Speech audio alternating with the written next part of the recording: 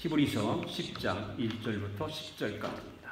같이 합독하시겠습니다. 시작. 율법은 장차 올 좋은 일의 그림자일 뿐이요 참 형상이 아니므로 해마다 늘 드리는 같은 제사로는 나오는 자들을 언제나 온전하게 할 수 없느니라. 그렇지 않으면 섬기는 자들이 단번에 정결하게 되어 다시 죄를 깨닫는 일이 없으리니 어찌 제사 드리는 일에 그치지 아니하였으리요. 그러나 이 제사들에는 해마다 주를 기억하게 하는 것이 있나니 이는 황소와 염소의 피가 능히 죄를 없이 하지 못함이라. 그러므로 주께서 세상에 임하실 때에 이르시되 하나님이 제사와 예물을 원하지 아니하시고 오직 나를 위하여 한 몸을 예비하셨도다. 번제와 속죄제는 기뻐하지 아니하시나니 이에 내가 말하기를 하나님이여 보시옵소서. 두루마리 책에 나를 가리켜 기록된 것과 같이 하나님의 뜻을 행하려 왔나이다 하셨느니라.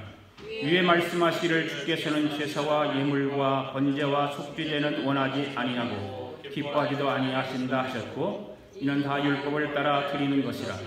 그 위에 말씀하시기를 보시옵소서. 내가 하나님의 뜻을 행하러 왔나이다 하셨으니 그 첫째 것을 폐하시면 둘째 것을 세우려 하시니라.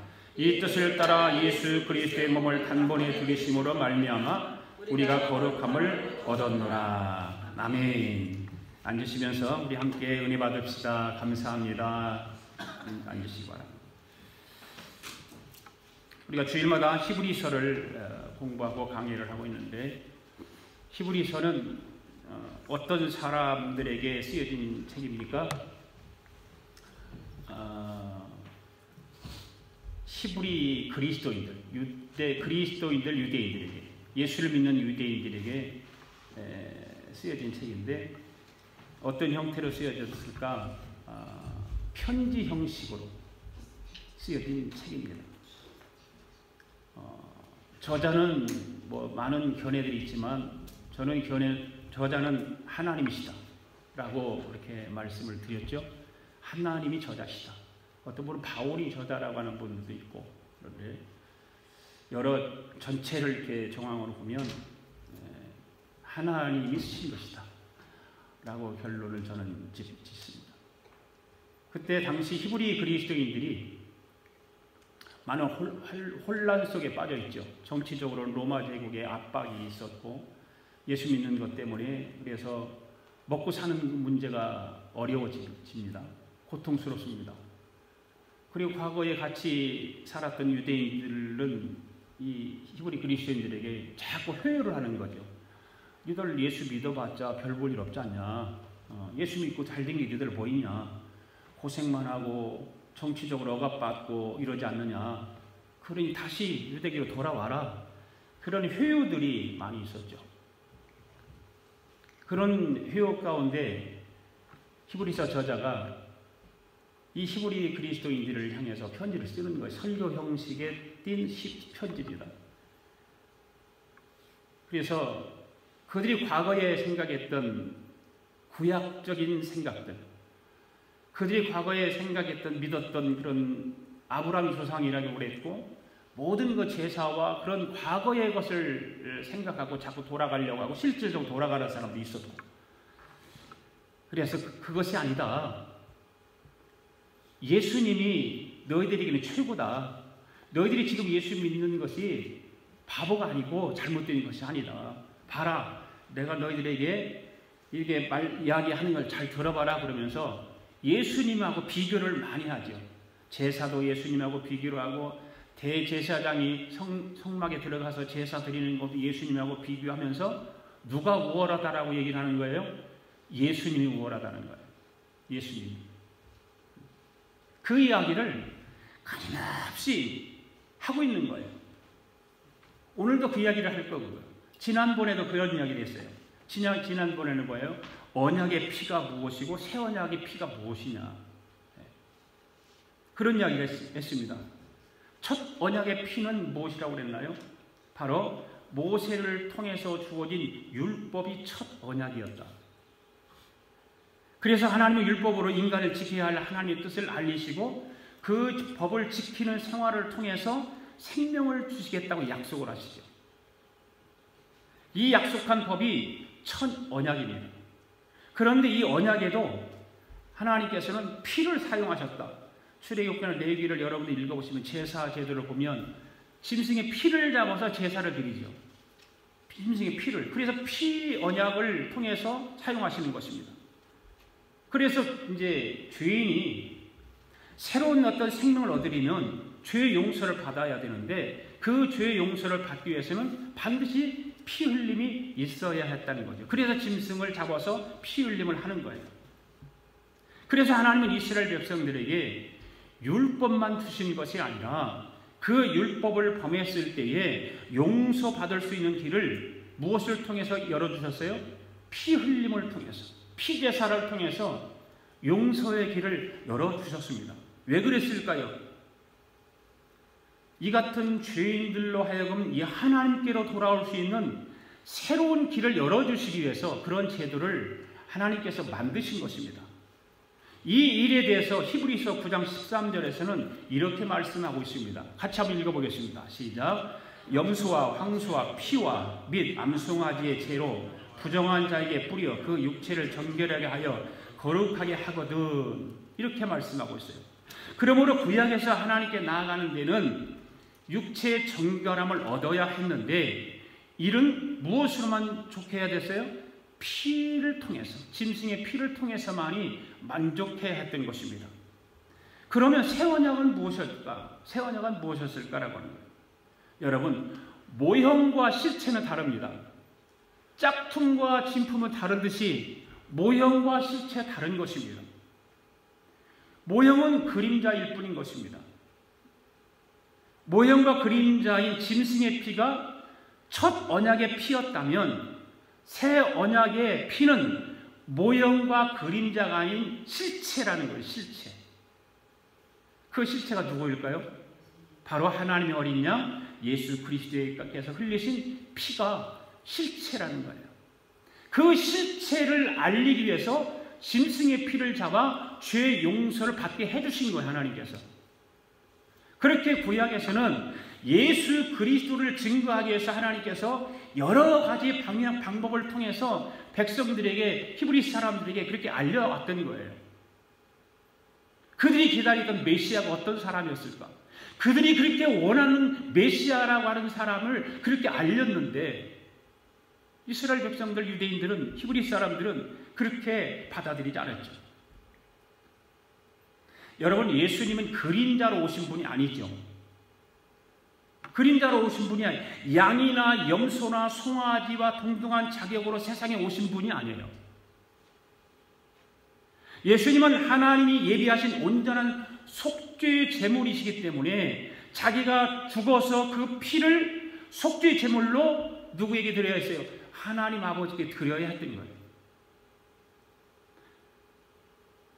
그는 영원한 하나님의 어린 양이시기 때문에 당시의 히브리 사람들이 구약의 제사 제도를 통해서 매년 한 번씩 대제사장이 지성소에 들어가서 소를 잡고 양을 잡고 짐승을 잡아서 피를 드리는 것을 매번 그렇게 했죠. 매번 반복해서 반복하고 또 반복하고 또 반복하고 했는데 우리 예수님은 어떻게 하셨어요? 속죄 제물로 하나님께 자기 몸을 드리는데 한 번으로 끝냈다는 거죠. 한 번으로. 십자가의 피 흘리심을 통해서 모든 죄인들의 죄를 용서받도록 만들어주신 거예요. 반복하지 않고. 이것이 새 언약의 피, 더 좋은 바로 피의 언약인 것입니다. 지난 시간에 이걸 배웠어요. 그럼 오늘은 뭐냐? 오늘은 히브리 사람의 이야기 22번째 단번에 들이신 몸이라고 하는 제목인데요. 이 제목을 통해서 세 가지 또 말씀을 드릴 거예요. 인간이 스스로 주인 문제를 해결할 수 없다. 그리고 두 번째는 하나님이 예비하신 죄의 근본적인 치료 방법이 무엇인가.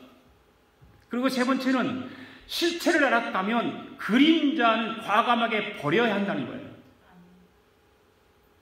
이 세 가지로 오늘 말씀을 드리겠습니다. 첫 번째, 인간 스스로는 주인 문제를 해결할 수 없습니다.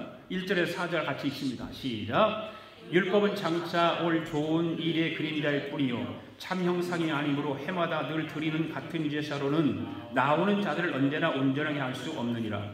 그렇지 아니하면 섬기는 자들이 단번에 정결하게 되어 다시 죄를 깨닫는 일이 없으리니 어찌 제사 드리는 일을 그치지 아니하였으리요. 그러나 이 제사들에는 해마다 죄를 기억나게 하는 것이 있나니 이는 황소와 염소의 피가 능히 죄를 없이 하지 못함이라. 1절에 보면 율법은 장차 올 좋은 일의 그림자요 참 형상이 무로 아니므로 아니므로 그것을 통해서는 제사 드리는 자가 온전함을 얻을 수 있다 없다? 없다. 1절에 그렇게 말하고 있어요. 그렇다면 여러분, 우리는 여기서 다음과 같은 한 가지 의문을 가지지 않을 수가 없어요. 무슨 의문이냐? 어째서 하나님은 이런 제사제들을, 짐승을 잡아서 드리는 제사제들을 만들지 말지 왜 이런 걸 만들었을까? 그냥 실체이신 그 원형이신 예수님을 바로 주셨으면 이런 일이 없었을 텐데 왜 그랬을까? 그림자와 형상에 불과한 율법과 온전케 하지 못할 제사제들을 왜 주셨을까? 왜 그랬을 것 같아요, 여러분들? 성경을 보면 이런 의문점들이 참 많지요. 그래서 성경을 풀어가면 다 맞게 되어 있어요.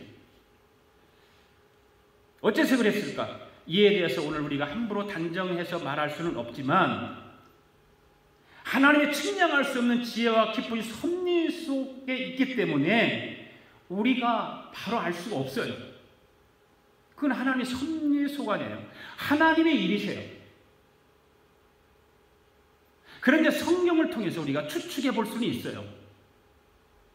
다음과 같은 것인데 분명히 알 수 있는 것은 뭐냐면 바로 하나님께서 먼저 모형을 보여주셨다는 거죠. 그리고 실체를 그 후에 계시하신 것은 왜 그랬을까? 우리의 연약함 때문에 그랬다는 거예요. 우리 연약함 때문에. 네. 자, 우리가 가진 연약함이란 무엇일까요? 한번 띄워보세요. 우리가 가진 연약함이란 무엇일까요? 첫째가 뭘까요? 같이 한번 읽어볼까요? 시작! 우리가 영적으로 너무나 연약하여 예수 그리스도를 통한 계시와 은혜의 빛을 직접 받을 수 없는 존재이기 때문이라는 거예요.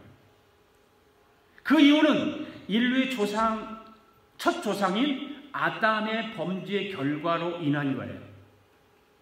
그 범죄 외의 모든 인간은 너무나 깊고 짙은 어둠 속에 있었기 때문에 그 태양의 밝은 그 빛나는 예수님의 광채를 볼 수 없었던 거죠. 직접 볼 수 없었던 거예요. 죄 때문에, 죄가 가려워져서 볼 수 없는 거예요. 때문에 하나님께서는 그 빛을 비추시기 전에 미리 율법이라고 하는 그림자의 형상을 통해서 그 희미하게 예수 그리스도를 보여주시는 겁니다. 참된 계시와 은혜의 빛을 볼 수 있는 준비를 하도록 희미하게 율법을 통해서 보여주시는 거예요. 이는 마치 어떤 것과 같을까요? 여러분, 눈 수술을 했다고 생각해 보세요. 눈 수술해서 한 일주일이고 2주고 한 달 동안 눈을 가리고 살았습니다. 병원에서. 그런데 눈을 수술하고 한 달 후에 붕대를 확 풀나요? 그렇지 않잖아요. 조금씩 한 달 동안 감겨져 있던 눈을 빛을 보기 위해서 조금씩 보게 하는 거예요. 왜 한꺼번에 빛이 그 광채가 눈 속으로 들어가면 또 상처를 입을 가능성이 많기 때문에 조금씩 보여주는 것과 같은 그런 이치라고 생각하시면 이해가 좀 갈 거예요. 그 다음에 우리가 가진 연약함이란 무엇일까? 두 번째는 같이 읽어볼까요? 시작! 우리가 지적인 깨달음에 있어서도 둔하고 어리석은 연약한 존재라는 거예요. 예. 세상의 모든 철학자들이 말에 의하면 모든 의미는 비교에서 나온다, 그런 말을 했어요. 모든 의미는 비교에서 나온다. 무슨 말일까요? 그 상대적인 존재에 불과한 우리 인간들은 반드시 비교 대상이 있어야 사물의 가치와 사물의 의미를 깨닫는다, 그 말입니다. 비교가 없으면 깨달을 수가 없죠. 네가 이쁘냐 내가 이쁘냐 그랬을 때에 비교 대상이 있으니까 이쁜 사람이 있고 이쁘지 않은 사람이 있어요. 많이 배운 사람과 많이 배우지 못한 사람도 마찬가지예요. 비교 대상이 있기 때문에 그것을 아는 거예요. 그렇습니다. 인간은 비교 대상이 없으면 사물의 존재의 가치를 진정으로 깨닫기가 무척 어렵습니다. 이를 증명하는 예들은 우리 주위에도 무수히 많잖아요. 예를 든다면 돈이 많은 부잣집 마이크로소프트 사장 같은 사람의 자녀가 있어요. 그런 사람들이 홈리스를 알까요? 몰라요. 그들이 없었다면 그걸 모르잖아요. 그런데 그들이 있기 때문에 자기가 부자라는 걸 알아는 거예요. 상대성이 있기 때문에. 우리는 성경을 통해서 이러한 것들을 많이 찾아볼 수 있어요. 탕자의 비유에서 등장하는 두 번째 아들을 보세요. 자기 집에 아버지 부유한 형제가 부유하게 살 때는 살으니까 뭐라고 그래요? 그 현재의 삶을 만족하지 못하고 귀찮게 생각하는 거예요. 그러니까 아버지가 어떻게, 아버지, 나 아버지 재산을 좀 주세요. 나 나가 살고 싶습니다. 집을 나가서 살아보니까 어렵고 비참한 그런 상황에 빠져 봅니다. 그리고 나서 보니까 현재와 과거를 비교를 하지 않습니까? 이전에 누렸던 행복 가치를 아는 거예요. 아, 내가 나가서 살아보니까 아버지 품이 정말 좋구나. 다시 아버지 곁으로 돌아가야 되겠다고 생각을 하고 달려가는 거예요. 이처럼 우리 인간은 잃어보아야 비로소 그 가치를 깨달을 만큼 약하고 어리석은 존재다 그 말이에요. 우리 인간이 얼마나 연약한 존재인가는 우리 모두가 다 잘 알아요. 그런데 그것을 깨닫지 못할 때가 더 많아요. 하나님의 구원의 계시를 아는 것에 있어서도 마찬가지예요. 비교되는 것이 없다면 그것이 진실됨과 소중함을 이해하는 데에 더 큰 곤란을 겪게 될 것이다 그 말입니다. 때문에 하나님은 천하보다 귀한 예수님으로 인해서 얻어지는 구원의 길이 돼지 앞에 던져진 진주와 같이 되지 않도록 하기 위해서 불완전한 율법을 우리에게 그 당시 히브리 그리스도인들에게 먼저 보여주신 거예요. 그렇게 보여주시지 않으면 그걸 알 길이 없죠. 따라서 현대를 살아가는 우리는 성경 속에 담긴 이러한 하나님의 깊은 지혜를 알고 우리를 위해 그토록 오래 참으신 하나님을 날마다 찬양하고 예배해야 될 줄로 믿습니다. 또한 우리가 받은 신약의 계시와 은혜가 얼마나 귀한 것인가를 알기 위해서는 구약 성경을 많이 읽어야 돼요. 사람들은 구약을 그냥 무시할 때가 참 많죠. 어떤 목사님이 구약 설교를 아예 빼는 사람도 있어요. 신약 설교만 가지고 해요. 그러나 신약 성경을 알기 위해서 구약을 많이 읽어야 많이 알 수가 있어요. 우리가 함께 읽은 1절에서 3절의 말씀을 보게 되면 율법에 의한 제사는 사람을 온전하게 할 수 없고 단지 죄를 깨닫게 하고 죄를 기억나게 할 뿐이다 그 말입니다. 여기서 여러분 죄를 깨닫는 일이라고 하는 무슨 말일까요? 죄를 깨닫는다. 그럼 뭐가 살아있다는 말일까요? 내 안에 양심이 살아있다 그 말이에요. 그래서 사람들은 죄를 짓고 난 후에도 깨닫지 못하는 사람이 참 많지요. 그래서 성경은 화인마저 사람은 하나님 앞에 갈 수 없다 그런 말이에요. 양심의 화인마저요. 양심이 살아있어야 되는데 양심이 살아있지 못한 사람이 참 많지요. 그래서 양심이 살아있는 사람은 죄책감이 있어서 자꾸 자기 죄에 대한 생각이 떠오르게 하잖아요. 양심이 살아있으니까.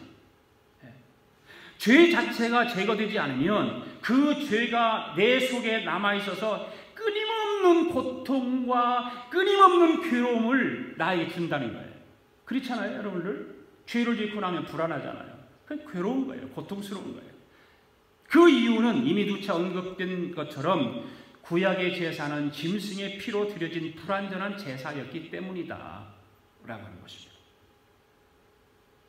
그럼에도 불구하고 매번 반복되는 제사가 근본적인 죄의 해방을 주지 못했던 것은 그 용서가 본질적인 용서가 아니라 표면적인 것이었다. 어떤 사람이 중대한 죄를 저지르고 심한 죄책감을 이기지 못해서 매일같이 술을 먹는다고 해보세요. 술을 먹어요. 그런데 이 사람을 보다 못해서 어떤 목사님이 다가가서 그랬어요. 선생님, 왜 매일같이 술만 마시고 계십니까? 왜 매일같이 술 마시죠? 그런데 이 술 마시는 사람이 눈길도 주지 않고 내가 너무 고통이 심해서 그 고통을 잊기 위해서 술을 마신다라고 대답을 합니다. 그 말을 듣고 목사님이 대답을 해요. 그러면 그 술이 문제를 해결해 주던가요?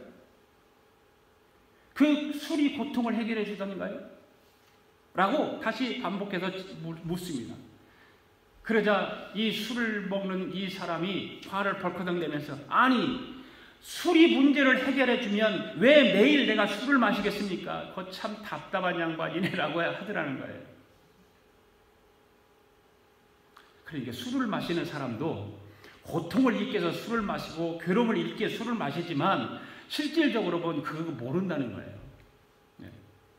여러분 정말 답답한 사람이 누구예요? 목사님이 답답한 사람인가요? 고통을 잊기 위해서 술 마시는 사람이 답답한 사람이죠. 그런데 이런 안타깝고 답답한 현실은 이 세상에 이러한 사람들이 너무나 많다는 거예요. 소수의 사람이 아니라 너무 많다는 거예요. 그들은 좀 더 고상한 방법으로 마음의 평화를 얻기 원하고 죄와 죽음의 문제를 해결하기 위해서 몸부림을 치기도 해요. 그래서 예수님이 교회에 나오라고 그렇게 권면해도 교회는 안 나가고 엉뚱한 종교를 찾아다니는 거죠.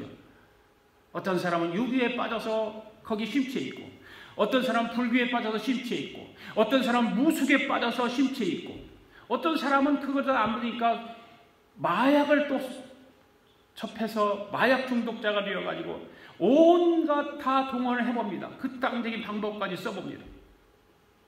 여러분, 그러한 것들이 우리가 직면한 죄와 죽음의 문제를 근본적으로 해결해 줄 수 있을까요? 결코 주지 못한다는 사실이에요. 그런 사람들도 그러한 일을 저지르지만 그들도 그걸 알고 있는 거예요. 그것이 문제를 해결해 주지 못한다는 것, 고통을 해결해 주지 못한다는 것. 여러분, 우리의 죄를 근본적으로 해결해 주실 분은 누구일까요? 우리의 죄를 근본적으로 해결해 주실 분이 누구예요? 예수 그리스도. 예수 그리스도 외에 다른 모든 것은 일시적으로는 해답을 주는 것 같이 보일지 모르지만 결국 큰 불안과 회의와 절망으로 우리를 인도할 뿐이라, 그 말이 다른 거예요. 그러므로 인간 스스로 죄의 문제를 해결할 수는 없습니다. 아멘? 그렇다면 이 죄의 문제를 근본적으로 치료와 해결하는 방법이 무엇일까? 두 번째, 하나님이 예비하신 죄의 근본적인 치료 방법이 무엇일까? 5절부터 7절까지 읽습니다. 시작. 그러므로 주께서 세상에 임하실 때에 이르시되 하나님이 제사와 예물을 원하지 아니하시고 오직 나를 위하여 한 몸을 예비하셨도다. 번제와 속죄제는 기뻐하지 아니하시나니 이에 내가 말하기를 하나님이여 보시옵소서. 두루마리 책에 나를 가리켜 기록된 것과 같이 하나님의 뜻을 행하려 왔나이다 하셨느니라. 아멘. 5절 말씀에 보면 하나님이 제사와 예물을 원하지 아니하시고 오직 나를 위하여 한 몸을 예비하셨도다. 그러니까 한 몸. 여러분, 붙여서 한 몸하고 띄어서 한 몸하고 다르죠? 다르다는 거 알죠? 네. 한 몸 같은 한 몸인데 한하고 몸을 띄어서 한 몸하고 그냥 한 몸 붙여 쓰는 거하고 어떻게 다를까요? 어떻게 달라요? 홍요한 집사.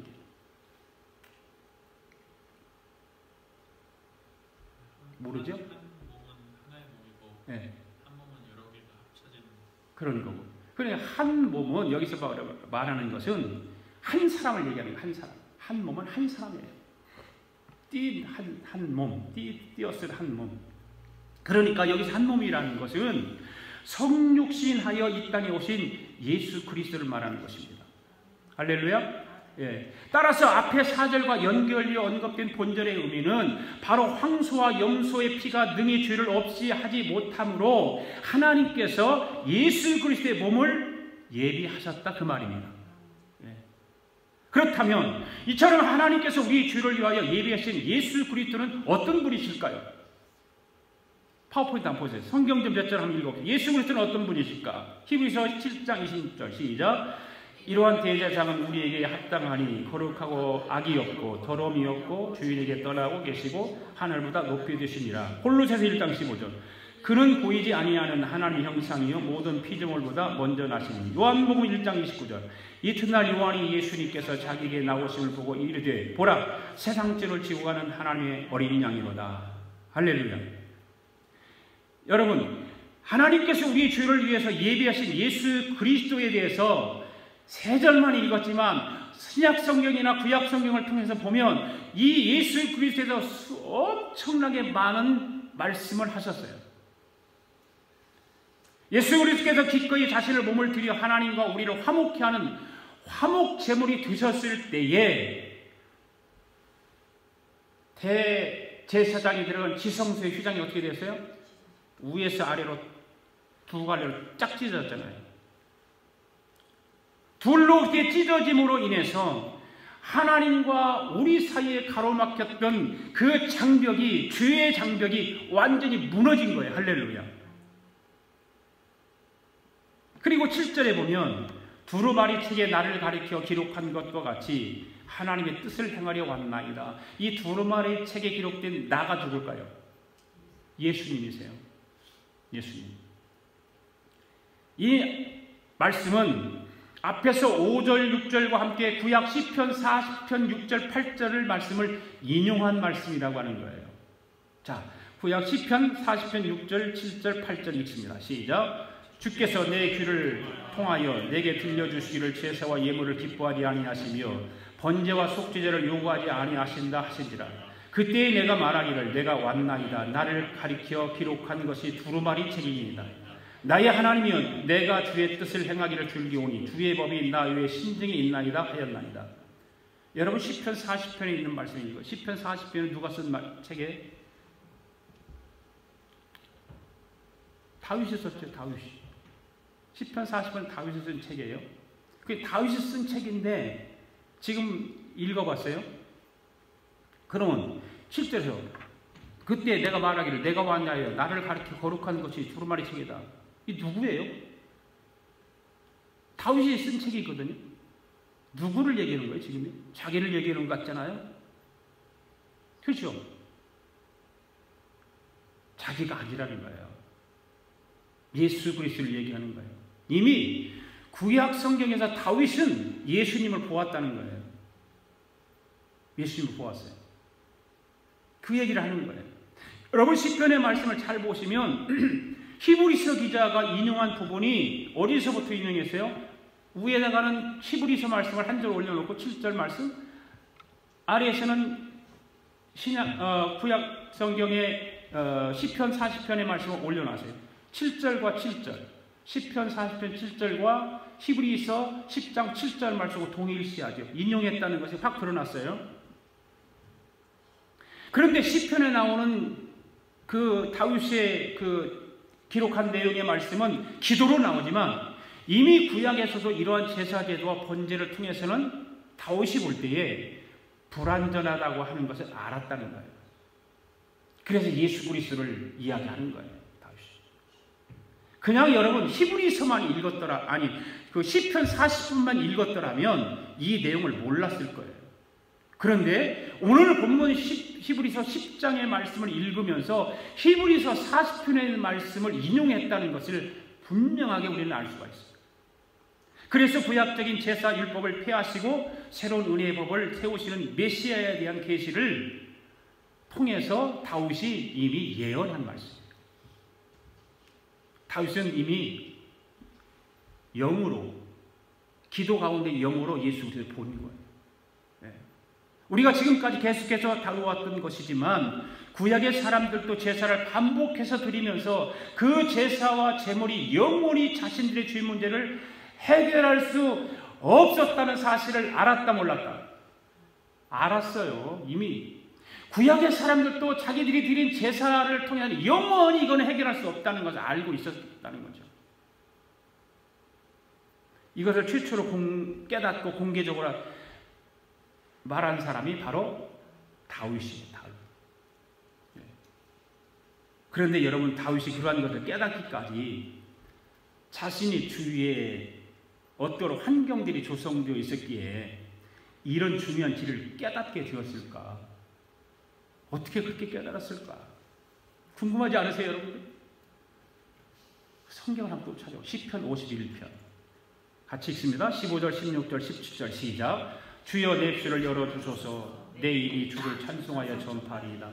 주께서는 제사를 기뻐하지 아니하시나니 그렇지 아니하면 내가 드렸을 것이라. 주는 번제를 기뻐하지 아니하시나니라. 하나님께서 구원하시는 제사는 상한 심령이라. 하나님이여 상하고 통회하는 마음을 주께서 멸하지 아니하시리이다. 아멘. 시편 40편과 시편 51편은 다윗의 시입니다. 성경 여러분들 가지고 있죠. 시편 51편 펴봤어요? 펴봤어요? 시편 51편 보면 거기에 시제를 한번 읽어보세요. 앞에 뭐라고 써 있어요?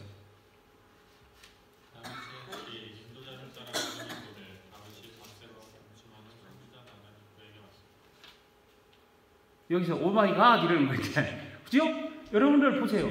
이 시를 다윗이 썼어요. 그럼 다윗이 인도자를 따라 부르는 노래. 다윗이 밧세바와 동침한 후 선지자 나단이 그에게 왔을 때라고 되어 있어요. 그러면 다윗이 무슨 짓을 한 후입니까? 다 알잖아요. 가늠한 이후 누구와? 우리아의 아내 밧세바와 남의 아내를 빼앗아다가 잠자리를 한 이후라는 얘기하는 거예요.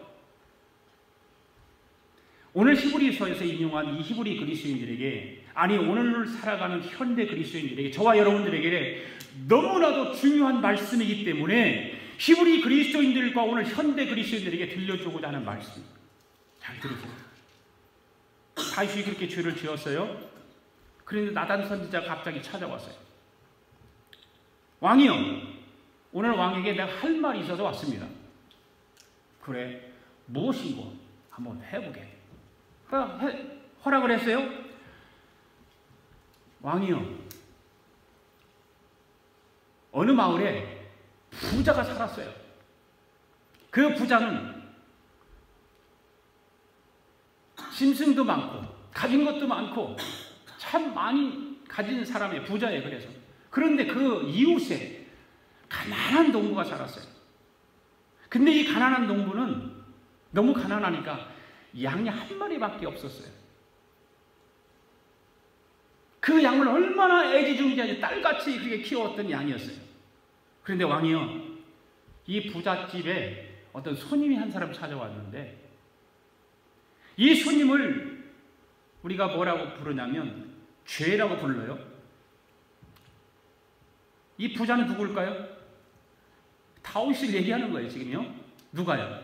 나단 선지자가 비유해서 얘기하는 거예요. 지금. 그런데 이 부잣집 주인이 자기 집에 찾아온 그 손님을 대접하기 위해서 자기 집에서 그렇게 많은 짐승 가운데 한 마리를 잡아서 손님을 대접해야 되는데 그 가난한 농부 집에 가서 그 한 마리밖에 없는 양을 빼앗아다가, 그냥 허락을 받고 가는 게 아니라 빼앗아다가 도둑질해다가 그 손님을 대접했습니다.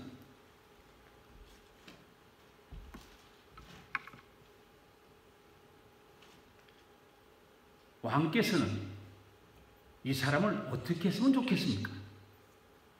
그렇게 물어요. 그때 다윗이 어떻게 했어요? 거짓말했나요? 전혀 거짓말하지 않아요. 유선을 떨지도 않아요. 진심으로 말을 해요. 한번 성경 볼까요? 사무엘서 12장 5절 시작. 다윗이 그 사람을 말미암아 노하여 나단에게 이르되 여호와의 살아계심을 두고 맹세하노니 이 일을 행한 그 사람을 마땅히 죽을 자라. 다윗이 이렇게, 다윗이 그러니까 나단 선지자가 뭐라고 그래요? 이 사람이 당신입니다. 그래, 당신입니다. 이 소리를 듣고 다윗이 까무라치는 거예요. 찍소리도 못해요. 왕인이래. 왕이거든요. 찍소리도 못합니다. 이런 성경을 읽을 때 여러분들 그냥 건성으로 읽지 말고 한번 그런 것까지 막 표현하고 생각하면서 읽으면 너무 재밌죠. 소리 한 번 내지 못하고 무너지고 말아요. 다윗. 여러분, 죄가 무엇일까요? 죄가 뭐예요? 죄가 무엇이냐? 바로 내가 누구인지 모르는 게 죄예요. 내가 누구인지 모르는 게. 많은 사람들 내가 누구인지 몰라요. 다 알 것 같은데 몰라요. 내가 누구인지 왜 모를까? 바로 하나님과 관계가 끊어져 있기 때문에 모르는 거예요. 그게 죄예요. 그리고 다윗은 어떻게 했어요? 성경에 보면 다윗은 회개를 했잖아요. 회개를 했는데 눈물로, 얼마나 회개의 눈물을 많이 흘렸으면 침상을 완전히 적실 정도로, 자기 침상을 완전히 눈물로 적실 정도로 회개했다는 거죠. 여러분, 다윗이 얼마나 자기 자신에 대해서 절망을 했으면 이렇게 통곡하고 회개 눈물을 흘렸을까요? 그렇잖아요. 그런데 그와 같은 처절한 회개의 눈물을 흘리고 있을 때 시편 51편의 고백을 하도록 하나님께서 음성을 주신 거예요. 그래서 시편 51편을 기록한 거예요. 주께서 제사를 기뻐하지 아니하시나 그렇지 아니하시면 내가 드렸을 것이라. 주는 번제를 기뻐하지 아니하시나이다. 하나님께서 구하시는 제사는 상하신 영이라. 하나님이여, 상하고 통회하는 마음을 주께서 멸하지 아니하시리다. 이 고백을 하나님 앞에 찬양을 올려드립니다. 여러분, 하나님이 예비하신 주의 근본은, 주의 근본적인 치료 방법은 무엇일까요? 오늘 히브리서 10장 7절의 말씀과 같이 두루마리 책에 기록된 예수님과 같이 하나님의 뜻을 행하는 자인 줄 믿습니다. 하나님의 뜻을 행하는 자. 바로 주의 근본적인 해결 방법이에요. 그것은. 하나님의 뜻을 행하는 자. 하나님의 뜻은 죄를 회개하고 통회하며 번제와 속죄제가 아니라 더 좋은 언약의 피를 흘리신 예수님 앞에 온전히 나오는 것이 죄의 근본적인 치료의 방법인 줄로 믿습니다. 마지막 세 번째로, 실체를 알았다면 그림자와 껍데기는 과감히 버려라. 9절 10절 읽습니다. 시작. 그의 말씀하시기를 보시옵소서. 내가 하나님의 뜻을 행하려고 하나이다 하셨으니 그 첫째 것을 폐하시면 둘째 것을 세우리 하시니라. 이 뜻을 따라 예수 그리스도의 몸을 단번에 들이심으로 말미암아 우리가 거룩함을 얻었노라. 아멘. 9절 보세요. 그 첫째 것을 폐하심은 몇 번째 것을 세우기 위해서? 두 번째 것을 세우기 위해서. 여기서 첫 것과 둘째 것이라는 말할 것도 없이 잘 알지요. 첫째 것은 율법에 의한 옛 언약일 것이고 두 번째 것은 그리스도를 통한 새 언약이다 그 말이에요. 여러분, 9절의 말씀을 보면 예수님께서 하나님의 뜻을 행하려고 오셨다고 말씀하고 있습니다. 그런데 하나님의 뜻과 그 목적은 바로 옛 언약을 폐하시고 새 언약을 세우는 데 있다는 것입니다. 그렇다면 여러분, 옛 언약과 새 언약 사이에는 어떤 공존이나 타협이나 그런 것이 있을 수 있을까요? 없습니다. 옛 언약과 새 언약 사이에는 어떤 공존이나 타협이 없습니다. 그뿐만 아니라 더 나아가서 우리가 한번 생각해 보아야 될 것은 옛 언약이 상징하는 육체와 새 언약이 상징하는 신령한 것 역시 결코 함께 할 수 없다는 것입니다. 여러분, 육체를 그림자라고 한다면 신령한 것은 뭘까요? 실체입니다. 아멘. 그런데 여러분, 옛날이나 지금이나 사람들 가운데는 언제나 이 두 가지를 동시에 취함으로 인해서 더 많은 것을 가지려고 한다는 거예요. 바로 혼합주의자예요. 구약을 보면 하나님의 성전에서 이방 신상을 세우는 자들이 항상 있었어요. 혼합주의자들이에요. 신약에도 복음을 믿는 것과 함께 할례의식을 행하려는 자들이 있었어요. 혼합주의자들이에요. 그러니까 혼합주의는 보세요. 파워포인트 보세요. 하나님의 축복과 이방신의 축복을 동시에 받음으로써 더 많은 복을 받기 원하는 자들이라고 말해요. 혼합주의. 구원 역시도 마찬가지예요. 율법 의식을 통한 구원과 복음을 통한 구원을 함께 받음으로 인해서 확실한 구원을 받자는 생각을 가진 자들이에요. 이중성이죠, 다. 그럴싸한 생각이에요. 그런데 여러분, 그러한 것이 가능할까요? 오늘 우리는 어떻게 신앙생활하고 있나요? 이렇게 이중성을 가지고 신앙생활하고 있지 않나요? 세상도 좋고 하나님도 좋고. 이러한 것은 우리 인간들의 욕심과 무지에서 나오는 어리석은 생각들이 아닐까요? 왜냐하면 옛 언약과 새 언약은 물론이고 땅의 것과 하늘의 것, 더 나아가서 세상과 하나님은 결코 양립할 수 없음에도 불구하고 많은 그리스도인들이 이 양립성을 가지고 교회 다닌다는 거죠. 신앙생활하고 있다는 거예요. 성경에도 그런 사람이 있었죠. 그래서 성경이 뭐라고 그래요? 미지근하게 신앙생활하는 사람들을 향해서 뭐라고 그래요?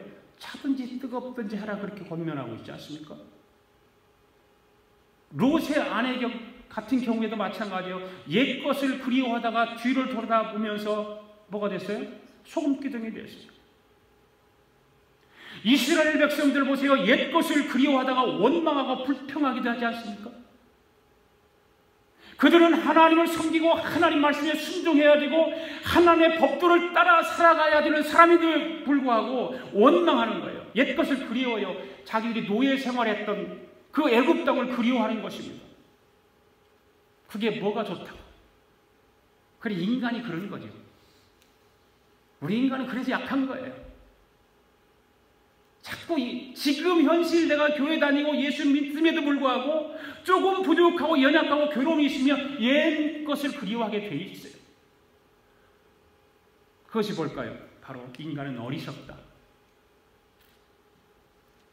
그러므로 성도 여러분, 만일 우리가 이 그리스도를 통한 새 언약을 붙잡기 원한다면 모형과 그림자에 불과한 옛 언약은 과감하게 버려야 한다. 할렐루야. 옛 것을 우리는 그리워해서는 안 돼요. 예수 믿기 전에 모든 삶을 청산해야 되고 버려야 되는데도 불구하고 예수 믿기 전에 구원받기 전에 옛 것을 그리워한다는 거예요. 오늘 10절 마지막 절 말씀과 같이 하나님의 뜻을 따라 모형이 아니라 실체이신 예수 그리스도께서 몸을 단번에 들이심으로 말미암아 우리가 거룩함을 얻었다라고 말씀하고 있어요. 여러분, 예수 그리스도를 믿음으로 저와 여러분은 거룩하게 되었습니다. 아멘. 거룩하게 되었다는 의미는 우리가 믿는 순간 하나님의 일을 위해서 선별된 그릇이 되었다 그 말입니다. 저와 여러분이 잘나서 거룩함을 얻은 것이 아닙니다. 이미 여러분은 모형과 꼭대기는 버린 자들입니다. 실체이신 예수님을 믿는 자들입니다. 그래서 예수님께서 말씀하시죠. 그런즉, 여기도 한번 같이 읽어보는 게 좋겠지. 고린도후서 5장 17절 시작. 그런즉 누구든지 그리스도 안에 있으면 새로운 피조물이라 잊어질 것은 지나갔으니 보라 새 것이 되었도다. 할렐루야. 여러분, 저와 여러분의 새 것입니다. 옛 것은 지나간 것입니다. 옛 것은 그리워할 것도 없습니다. 과감하게 버려야 되는 것입니다. 그래서 베드로전서 2장 9절에서 말씀하고 있지 않습니까? 그 새 것이 된 자들에게 뭐라고 말씀하고 있습니까? 시작. 너희는 택한 족속이요 왕같은 제사장들이요 거룩한 나라여 그의 소유가 된 백성이다. 할렐루야. 예. 한마디로 저와 여러분들은 거룩하고 깨끗한 존재들이라 그 말입니다. 아멘. 예. 왕같은 제사장이라 그 말입니다. 할렐루야. 오늘 우리가 세상적인 기준에서 거룩해진 것이 아니라 우리가 예수님을 구조로 믿음으로 우리 신분이 달라졌기에 하나님은 우리를 거룩하다라고 말씀하시는 거예요. 왕같은 제사장이라고 말씀하시는 거예요. 이것이 은혜가 아니고 무엇이겠습니까? 이 같은 은혜가 어디에 있습니까? 어느 종교에 이 같은 은혜가 있습니까? 이 은혜는 단지 성도로서의 행동이 다소 부족하다고 해서 사라지는 것이 절코 아닙니다. 이 은혜는 영원한 것입니다. 이는 마치 어떤 왕자가 있는데 그가 다소 미흡하다고 미흡한 처신을 하더라도 그 신분이 사라지나요? 왕자의 신분은 사라지지 않아요. 동시에 그가 왕자처럼 행동하기에 왕자가 된 것이 아니라 왕자이기에 왕자로서의 행동을 연습하는 것과 마찬가지라고 말해요. 왕이 되기 위해서 때로는 못된 짓도 해보고 막 그러는 거죠. 그러므로 성도 여러분, 우리에게 이토록 큰 은혜를 주시기 위해 십자가를 지시고 3일 만에 부활하신 그 주님을 믿었다는 이 사실 하나만으로 이런 은혜를 베푸신 하나님께 더 깊은 감사와 찬양을 드려야 할 줄로 믿습니다. 또한 우리는 하늘의 왕과 제사장으로 부르심을 입은 자답게 이 한 주간도 날마다 경건과 거룩함을 연습함으로 인해서 장차 임할 천국을 사모하며 이 땅에서 그 이름에 합당한 거룩한 모습으로 하나님을 섬기면서 하늘에 신령한 것을 사모하고 쫓아가는 저와 여러분 될 수 있기를 바랍니다. 기도하겠습니다. 하나님 아버지, 오늘도 거룩하신 하나님의 말씀으로 은혜를 베풀어 주시는 그 은혜에 감사를 드립니다. 이 한 주간을 살아가는 동안 주님의 말씀을 생각하며 혼합주의에 빠지지 말고 우리 죄의 허물을 용서해 주시는 우리 예수님과 동행하며 살아가도록 성령님께서 사랑하는 성도들과 시간 동행하여 주시옵소서. 우리의 삶과 입술로 복음 전파 사명을 감당하는 한 주간이 되도록 전도의 열심을 주시옵소서. 감사드리며 예수님의 이름으로 기도하옵나이다. 아멘.